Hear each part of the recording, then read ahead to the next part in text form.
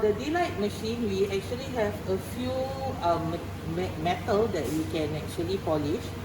So we have cobalt chrome, stainless steel, carbon steel, silver, and also the titanium. So for what we are polishing right now, we are actually using the stainless steel needle. So in the stainless steel needle also, there's actually 4 options. Usually we will use SS01. It actually ties down to the bucket that you are using. So right now we are using SS01. So we go to custom, and in the custom itself, there's actually 8 settings that you all can set. So right now I actually have a few. So right now what we are doing is the stainless steel setting.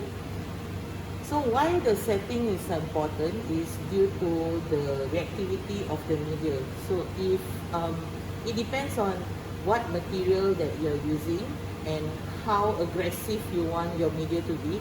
So that is where you need to change some of the settings, like the T2 and the T4, and also the humidity. And also you can preset it to how long you want to polish it. So what we recommend is usually you can trial and error. So what we are doing right now is just 15 minutes to show that within 15 minutes we can actually get results from a raw part that we polish.